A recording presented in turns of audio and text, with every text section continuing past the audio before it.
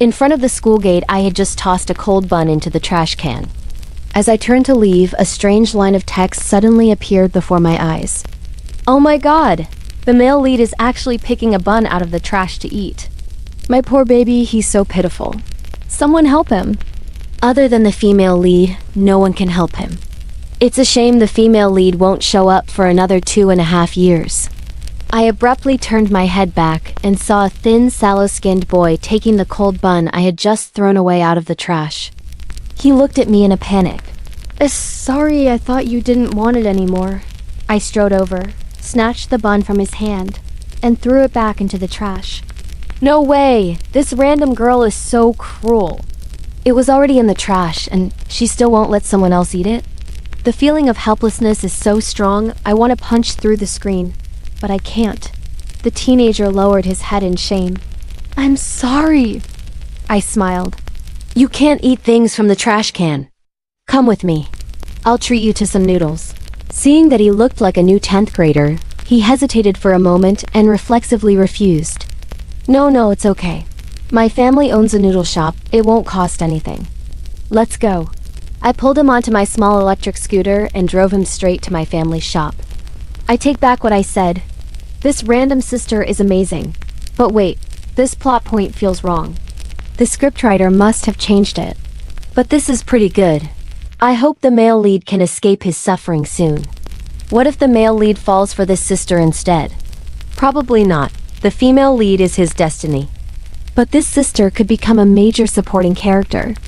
On the way, I asked for his name and his class. As expected, he was a 10th grader named Leo. When we got off the scooter, Leo lingered outside, not daring to enter the shop. I had to grab his wrist and pull him inside.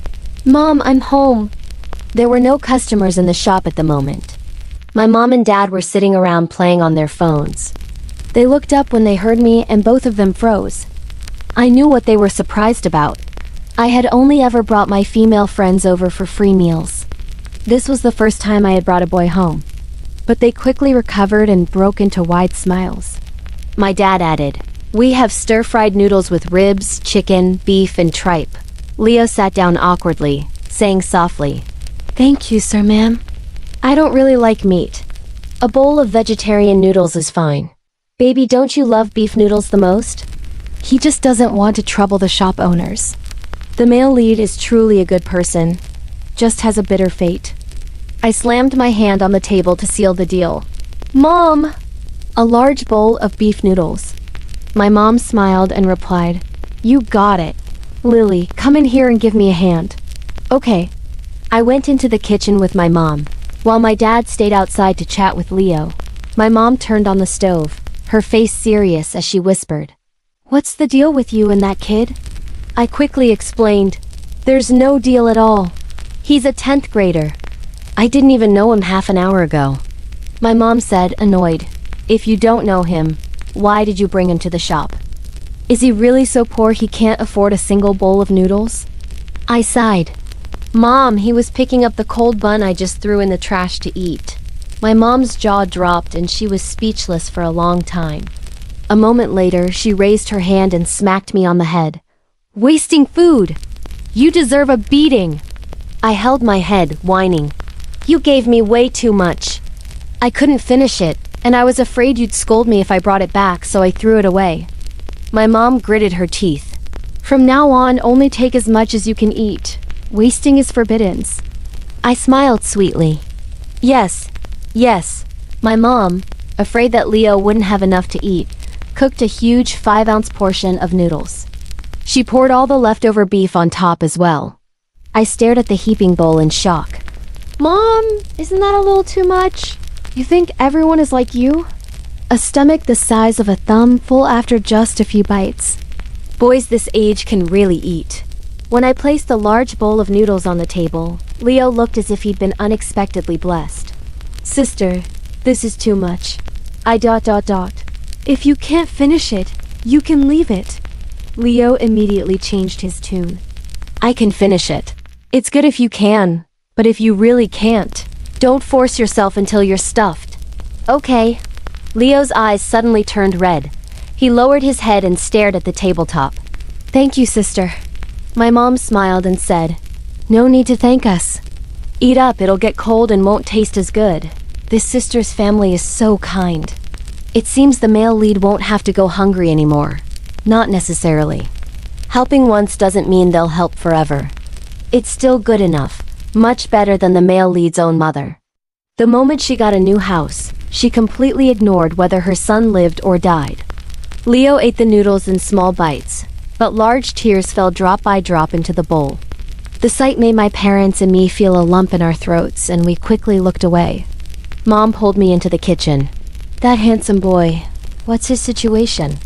The information from the floating comments was still unclear, and besides, I had just met him, so it wasn't my place to pry too deeply. I made a guess and said, "His mom probably remarried and doesn't care about him anymore, and his dad is probably gone." My mom's face turned red with anger. Heavens, how can there be people like that? "Oh, well, it's their family's business, we can't interfere. How about this? In the morning you bring him breakfast. At lunch, you get him food from the cafeteria. And at night, you bring him to the shop for a late-night snack. Think of it as helping a student in need." I nodded vigorously. Okay, my mom was right. Leo really could eat.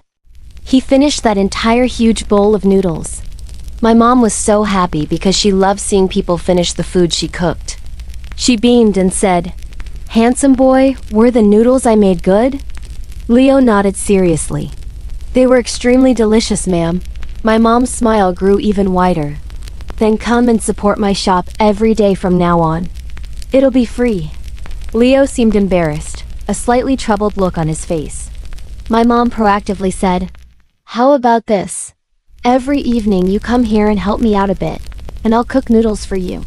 How does that sound?" "Thank you, ma'am." After eating, my parents started to clean up the shop. Leo was a natural worker, quick and nimble, and in no time, he had helped clean everything up. When they were done, my dad offered to take him home. At first, Leo didn't agree, but he couldn't resist, so he finally nodded. But less than an hour later, my dad brought him back, carrying a large, shabby bag. My mom and I looked at each other, confused. Though we didn't know what was going on, we still invited Leo to sit down. My dad took a gulp of water and said angrily, "That kid's mother is a real piece of work." To force her son to drop out of school and go to work, she kicked him out of the house. Doesn't care about him at all. This kid has been living near a public restroom for 2 or 3 months, surviving by collecting trash. My mom and I were stunned. My mom came to her senses and took Leo's hand, her eyes red. "Leo, if you don't mind, you can stay with us. We have a spare room." My dad also comforted him. "Don't think too much about it. In the future, if you have money and the opportunity, you can repay us then." Leo lowered his head and said softly through choked sobs, "Thank you, ma'am." "Thank you, sir. What's there to thank us for? It's a small thing." My mom turned and gave me a look. "From now on, you're not allowed to bully your little brother, you hear?" I was speechless. When would I have the time to bully this poor kid? My mom quickly cleaned up the spare room for him. My dad, seeing that besides 2 school uniforms, Leo had almost no other clothes, was so heartbroken he started to cry.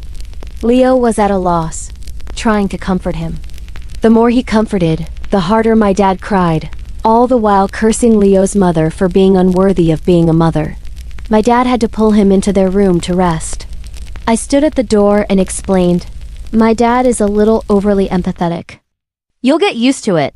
Go wash up and get to bed early. We leave for school around 6:40 tomorrow morning." Okay, I took a few steps, then turned back, grinning. "From now on, call me sister." Leo pursed his lips and nodded shyly. I was in a teasing mood. "Try calling me it, let's hear it." Leo pursed his lips and called out shyly, "Sister ... I grinned from ear to ear. "Good boy, little brother. Good night." Leo also laughed. "Good night, sister." A line of text appeared. "May good people be rewarded. I hope the sister's family will always be safe, and that when the male lead becomes successful, he will repay them. Please don't let the sister's family meet a tragic end just to speed up the male lead's growth, or I'm dropping the story." I thought it probably won't be that melodramatic.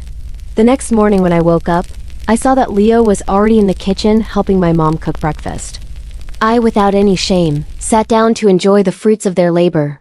Leo ate 3 times my portion, making my jaw drop. My mom shot me a meaningful look. See?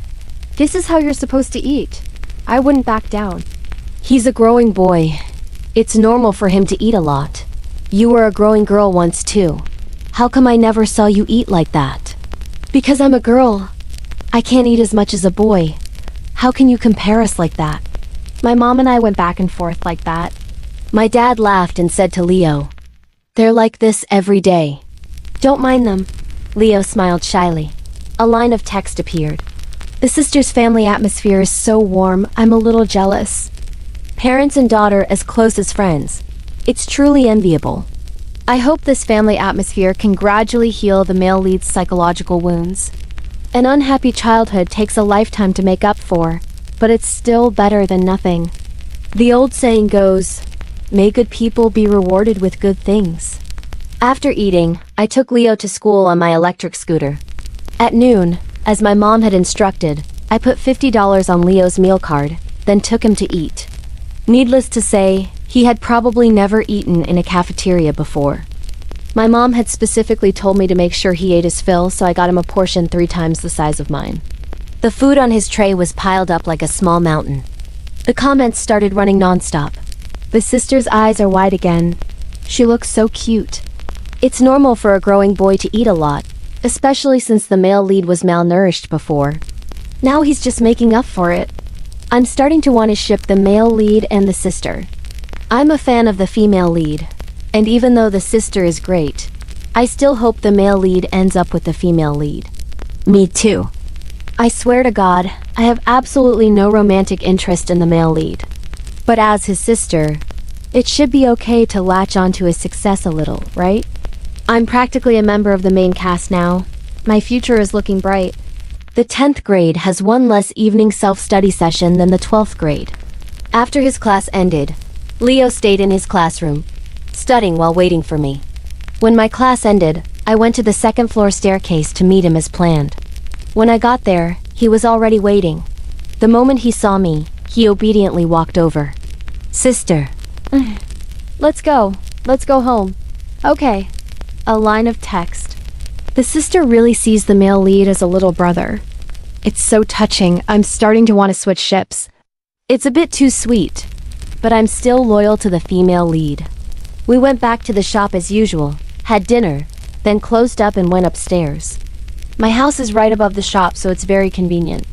The moment we got home, my mom took out a pile of things she had just bought for Leo: clothes, shoes, and told him to try them on. The items were all a little big, because I expect you'll be growing fast in the near future. In addition, my mom also bought Leo a student-appropriate phone. Leo became awkward again, not knowing what to do. My mom took his hand and said gently, "Your uncle and I have discussed it. We want to adopt you. Would you agree?" Leo nodded, his voice choked with emotion. "I agree. Thank you, Uncle, Auntie," I teased. "You should be calling them Mom and Dad now." Leo nodded seriously and called out sincerely, "Adoptive mom, adoptive dad, sister." I replied enthusiastically, "Yo, present." My dad was also very happy. "Good. From now on, we are one family." I finally have both a son and a daughter. My mom suggested, "Let's take this Saturday off and go out to have some fun." I immediately agreed. "Yes, I want to go to the amusement park." Deal. Leo gradually got used to life at our house. After we became closer, he took on the task of braving the crowds to get my lunch from the cafeteria for me. I, in turn, enjoyed a life of leisure. With his diet vastly improved, Leo shot up in height like a spring bamboo. There was no doubt about it. He was going to be a tall, handsome guy. He had a nice face too, tall and handsome. A short person like me was truly envious. In addition, he became much more open and confident than before. He walked with his head held high, always with a happy smile on his face. The comments on the screen were mostly friendly. The only worry is that she affect the destined romance between Leo and the female lead. I have no interest in being a third wheel. Besides, I already have a secret crush on someone else. I'll confess after the college entrance exams. To quell their worries, I deliberately told this to Leo and asked him to keep it a secret from me. From then on, the comments almost never mentioned me getting in the way again. My parents were extremely good to Leo. Honestly, sometimes I even felt a little jealous because they were so good to him. But every time I was about to complain, Leo would run over and sweetly call me sister. That one word was enough to melt my heart and make all my anger disappear. Fine, be good to him. I also really like this obedient and sensible little brother. What's more, he's the male lead. Winter break arrived in a flash. 4 months had passed. The teenager who was once a little shorter than me was now half a head taller. But no matter how tall he got, he still had to call me sister. He. Because the college entrance exams were approaching, my mom wouldn't let me help out at the shop anymore. Leo, however, went to the shop with my parents every day. My mom tried to stop him, but he insisted on going, promising it wouldn't affect his studies. My parents couldn't manage him and had to let him have his way. Christmas Eve was Leo's birthday. My parents closed the shop at 3 p.m. and bought meat and fish to cook a big meal. Before dinner, my mom told Leo and me to go to the bakery across the street to pick up the cake. As we were leaving the bakery, we unexpectedly ran into a middle-aged woman with 2 children in tow. She was very large, with broad shoulders and a big belly. The 2 children, a boy and a girl, were also tall and round. The boy was almost as tall as me. At that moment, Leo's face instantly went pale. He grabbed my wrist tightly and started to walk away quickly.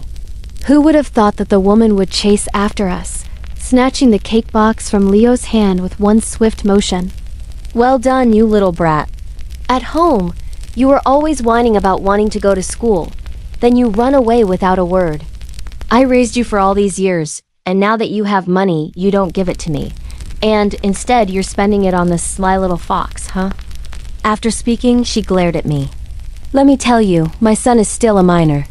Pay back all the money he's spent on you right now, or I'll sue you for corrupting a minor. The comments on the screen appeared. So cruel. I can't believe this is the male lead's biological mother. Selfish and unreasonable. A classic example of a woman ugly both inside and out. The 2 children she's with look terrified. Leo is gritting his teeth, his eyes red. Mom, I'm still in school. That money isn't mine. You think your mom is easy to fool? Tell her to pay up or I'm suing her. I saw that she was holding the cake box tightly, so I gently tugged on Leo's sleeve. Just give the cake to her. Getting involved with people like this is just asking for trouble. Let her go, and we can just order another one. Leo handed the cake box to his mother, but she didn't let go. Instead, she gave the cake to the little girl beside her, and then snapped. Pay up! If you don't pay, you're not going anywhere. You 2, grab that little girl for me. Don't let her run. Okay! The boy ran over, intending to grab my arm. Leo, anxious, forcefully pushed his mother away, shoved his brother to the side, and then grabbed my hand and ran. We ran all the way across the street, deliberately taking a winding route to avoid being followed before heading back to our apartment complex. When we got home, I told my parents about meeting Leo's mother. They were stunned. My mom exclaimed, "Oh my God! What kind of mother is that?" My dad was also wide-eyed. That's just unbelievable. I'm at a loss for words, Leo said in a small voice. Adoptive dad, adoptive mom. I want to move out. He lowered his head, his whole body exuding an air of gloomy despair. I was about to explode with anger. Leo's mother was too good at this. In just a few moments, she had managed to drag the child we had worked so hard to make optimistic and bright back to his original state. My dad looked at him and said calmly, "Don't worry. You can stay here with peace of mind. Your adoptive parents aren't afraid of her coming to cause trouble." "We've already made preparations," my mom chimed in. "Your dad is right. Kids shouldn't think too much. Let the adults handle adult matters." They said that, but Leo was only 16. His mother was still his legal guardian. It really was a difficult situation to resolve. The comments were also full of worry. Some even suspected that Leo wasn't her biological son. They said she and her two chubby children looked alike, while Leo was tall and thin. One look and you could tell they weren't related. Thinking about it, that made sense. But it was a pity that she would certainly never cooperate with a DNA test. Leo didn't bring up moving out again, but from that day on, his mood was always gloomy. Most of the time, he would force a strained smile. It was painful for us to watch. A few days after New Year's, Leo's mother showed up at our shop, and she even brought a reporter with her. She screamed that my parents were corrupting a minor, using child labor, and cried and wailed, demanding to take Leo back while also demanding that my parents compensate her with $2,000. A crowd of onlookers quickly gathered outside the shop. My parents remained calm, not panicking at all. Leo stood there, his face expressionless for a moment. Then he suddenly turned and walked into the kitchen. I saw that his state was not right, so I quickly followed him. Leo had grabbed a knife and was about to charge out. The moment he saw me, he froze, the killing intent in his eyes immediately turning to panic. "Sister." I walked over, gently took the knife from his hand, and placed it back on the rack. "Don't do anything foolish. Trust your adoptive parents." Leo's eyes welled up with tears. "I'm just so angry. It's one thing for her to torment me, but how could she come to the shop to cause trouble?" I didn't know how to comfort him, so I could only say, "It's okay. Just trust Mom and Dad. They can handle it." Leo gradually calmed down. The comments once again buzzed with suspicion that Leo wasn't her biological son. An idea sparked in my mind. Wasn't today the perfect opportunity to get a sample? When I went back out, I deliberately threw a few sarcastic provocations at Leo's mother. As expected, she lunged to slap me. Leo shielded me. I dodged while yanking out a handful of her hair. The pain made her even more furious, and she went crazy, trying to attack me, but Leo blocked her every time. Just then, the police appeared. The moment she saw them, Leo's mother immediately rushed over to tattle and cry about her grievances. A police officer frowned and said impatiently, "Ma'am, can you please stop? You refuse to let your son go to school. Kick him out of the house, causing him to live in a public restroom and survive by collecting trash. These kind people took him in, gave him food and an education, and you turn around and cause trouble, even making false accusations." Leo's mother was stunned for a moment, then reacted. "You're talking nonsense! When did I not let him go to school? When did I kick him out of the house? Even if you're a police officer, you can't slander me. Slander or not, you know very well. Back then, we called you and your husband, telling you to take your son back and take proper care of him. You said you didn't have the money to raise him, and that he was old enough to fend for himself. We have a recording of that entire call. If you'd like to hear it again, I can play it for you right now." The day after my dad decided to take Leo in, he had gone to the social services office in the district where Leo's parents lived, had the social workers contact his mother and stepfather, and deliberately asked them to come pick him up. Of course, they refused outright. After that, my dad took the social workers to the police station and had the police try to persuade them. Unsurprisingly, they were met with a blunt refusal.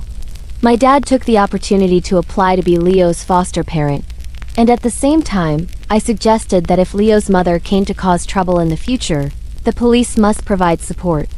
The police didn't want to deal with such an unreasonable person, so they agreed immediately.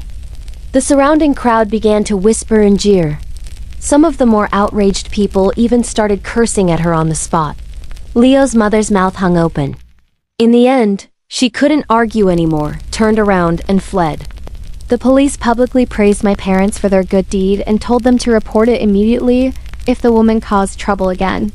Finally, the police officer also advised Leo to study hard and not to disappoint his adoptive parents. The police left and most of the onlookers dispersed. Some came into the shop for dinner, praising my parents endlessly for helping Leo. Someone posted what happened that day online. A few videos even made it to the trending list. I even saw them myself. What reassured me was that most of the videos blurred my face, as well as Leo's and my parents. As for Leo's mother, at most, her face was covered by 3 words plastered on her forehead. Because the right and wrong of the situation were so clear, public opinion online was almost entirely on one side. In less than a day, all the information about Leo's mother and stepfather was dug up. There were even netizens who came forward to testify that Leo had been abused by his mother and stepfather for a long time. The two of them were viciously flamed online, and some people even threatened to go to their house and dump manure on their doorstep. I just wanted to say one thing: they deserved it. That afternoon, I secretly took the hair samples from Leo and his mother to the hospital for a DNA test. The report would be ready in a week. Unexpectedly, the comments had guessed right. Leo was not her biological son. That evening, I told my parents and Leo about this. He froze, then suddenly covered his face with his hands and burst into tears. The comments popped up. The male lead is probably crying out of joy. If she's not his biological mother, then he doesn't have to be in pain anymore. Woohoo! The sister is so amazing. She's practically a living saint. What do? I want to ship the sister and the male lead now. Get out of here. The male lead and the female lead are the main couple. Besides, the sister already likes someone else. This kind of family love is also very sweet. My mom, who was always emotional, also started to tear up. I knew it. How could she be a real mother? She was more like an enemy. My dad gently patted Leo's back.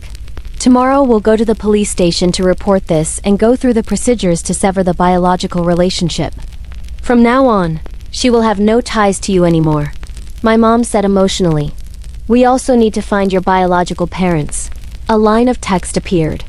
Even if she's not the biological mother, it's not certain that he was kidnapped. Many people in this world have children and then don't want to raise them. That's right. What if they find his biological parents and they don't want him? Wouldn't that be another heartbreak? The comments made a good point. I was still thinking about how to bring it up gently when Leo lifted his tear-stained face. Adoptive mom, I don't want to find them. My mom was surprised. Why? Leo said through choked sobs. My biological mother might not love me either. My mom was stunned for a moment, then immediately pulled him into a hug, her eyes full of pity. Leo ... Your adoptive mother loves you. If you don't mind, from now on, your adoptive mom will be your real mom. My dad's eyes were also red. And your adoptive dad will be your real dad. From now on, whatever your sister has, you'll have too. I also chimed in for fun. And I'll be your real sister. Suddenly, a smile broke through his tears. That smile was infectious, and my whole family burst out laughing along with him. The four of us laughed like children. The comments on the screen. So funny and so touching. I want to cry, but I can't. I want to laugh, but I don't dare laugh too loud. This is amazing. It's turned into a sweet doting story, and the one being doted on is the adorable crybaby male lead. Huh. The next morning, my dad impatiently dragged Leo to the police station.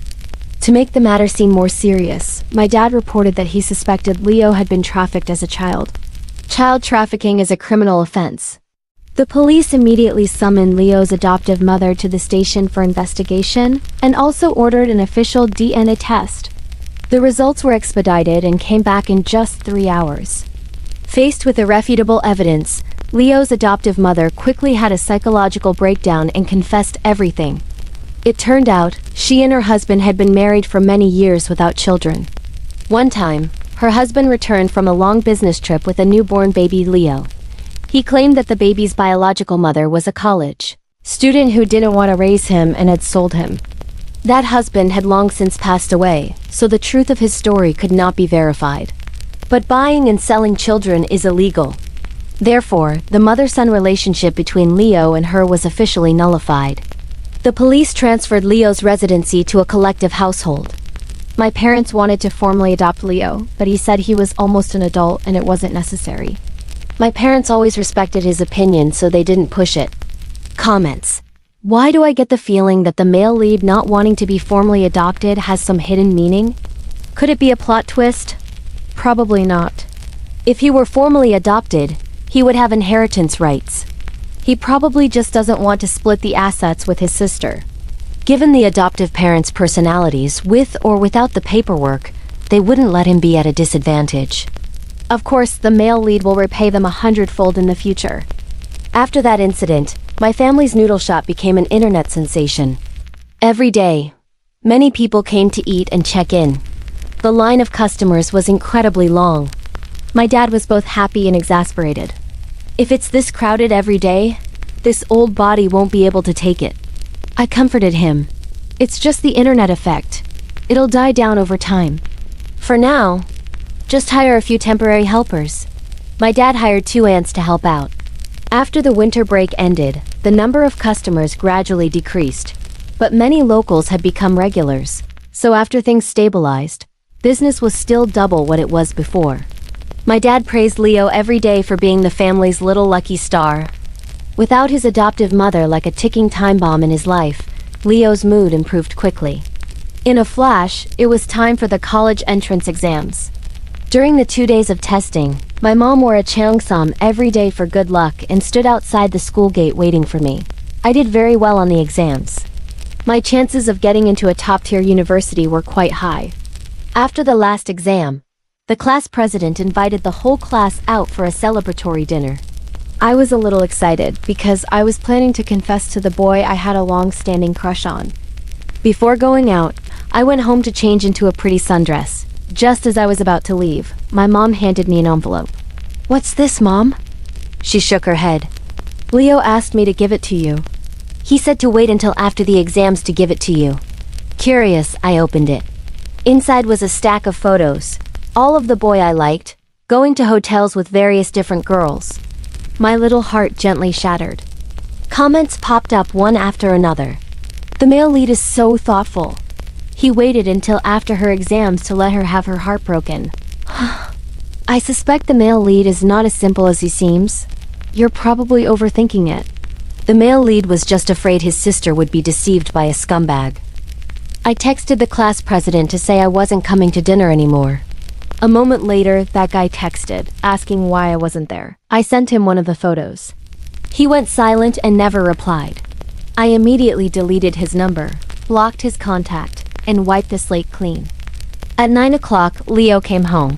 He seemed afraid I would scold him and timidly called out, "Sister ... double quotes," then he whispered an apology. "I'm not someone who can't tell right from wrong. It's just that my heart was a little sad." "What are you apologizing for?" "I should be the one thanking you. He was a jerk anyway." Knowing when to stop is the wise choice. I didn't want him to feel guilty, so I tried to act as if nothing was wrong. "Do you want to go to the amusement park this weekend?" "I'll take you." Leo shyly nodded. Over the weekend, Leo and I went to the amusement park near our house. I said I was taking him, but in reality it was more like he was taking me. After all, he knew how to take care of others much better than I did. I carefree enjoyed the feeling of being pampered. About 20 days later, the college exam scores were released. Just as I had predicted. My first choice university was a top-tier school on the East Coast. After taking revenge on the exams by playing to my heart's content for a whole summer month, I obediently returned to the shop to help my parents. Leo, on the other hand, borrowed my old 11th grade textbooks to study ahead. Throughout the summer break, he not only finished the entire math, physics, and chemistry curriculum for 11th and 12th grade, but also did a massive number of practice problems. The most terrifying part was that his accuracy rate on practice exams was up to 80%. A true academic genius. I was in awe. When the new semester started, my parents took Leo along to see me off at college. Ever since I started college in another state, the floating comments no longer appeared. It must have been a distance limit. Before long, a boy confessed his feelings to me. But thinking of the person who had hurt me, that guy I had a flirtationship with before, I had no interest in romance. So I politely rejected all of them. Grammar and English were Leo's weak points. Almost every night, he would video call me to ask for help with his homework. I would patiently explain it to him, bit by bit, through the screen. In the first half of the semester, he was still asking me about the 11th grade first semester curriculum. But by the next semester, he had already started asking about the second semester material. I asked him if he was planning to skip a grade. He nodded and said yes. It's true. There's a clear difference in human intelligence. I was always considered quite smart, but compared to him, I felt like nothing. But then again, he was the male lead, so I felt a bit better about it. A semester passed very quickly. The moment I was on break, I booked a ticket home. The person who came to pick me up was Leo. I couldn't tell clearly from the video calls, but seeing him in person, I realized he had gotten taller again. I stood next to him, and the top of my head only reached his chin. "You grew again?" Leo looked down at me and smiled gently. "It's slowed down recently." "I probably won't grow much more." I looked up and measured with my hand. "You must be at least 6'0" now. That's tall enough. If I get any taller, talking to you will be tiring, won't it?" Leo's smile deepened. "Then I won't grow anymore." I teased. "You think you can just stop growing because you say so?" Leo nodded seriously. "If I stop eating, I'll stop growing." I raised my fist. "You dare try to stop eating? I'll beat you up." Leo held back a laugh and shook his head. "I wouldn't dare. From now on, I'll sit down when I talk to you." Who wants to talk to you that close? No need to sit. Comments started popping up continuously. Can anyone advise me? This height difference is too cute. I want to ship them so bad. I can't take it either. I want to ship them too. Compared to the current male lead, the little sister is just too adorable. But I still feel bad for the female lead. Oh well, the plot seems to be going in a different direction. Let's just wait and see what happens. Seeing the comments, I immediately stopped teasing Leo and looked down at my phone. To prevent the comments from shipping the wrong couple, I tried to keep my distance from him. But every time he asked for help with homework, I still patiently guided him. During the winter break, Leo finished the entire 12th grade first semester curriculum. He told my parents that he had applied to skip a grade, but whether it would be approved depended on the results of the placement test at the beginning of the semester. My parents were beyond proud. I was too. But then the comments brought up a new topic. If the male lead skips a grade when the female lead transfers to the school later, they won't be in the same class, right? No need to worry. If the scriptwriter wants it, they can be a couple even if they're in different classes or different worlds. A senior and a junior can still fall in love. But still, I want to ship the sister and the male lead so badly. Sob.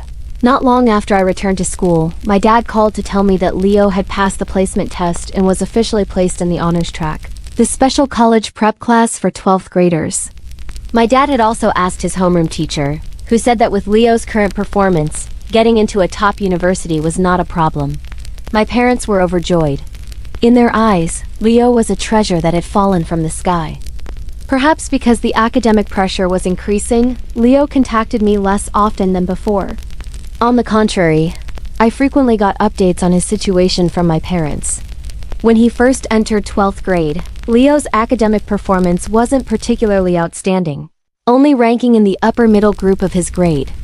But he was extremely hardworking, and his ranking improved significantly with each exam. By the final mock exam, he was ranked second in the entire grade. Before long, it was time for the college entrance exams again. My parents, as usual, stood waiting outside the exam hall for 2 whole days. When the scores were released, I was still at school. My dad video called me, checking the scores live during the call.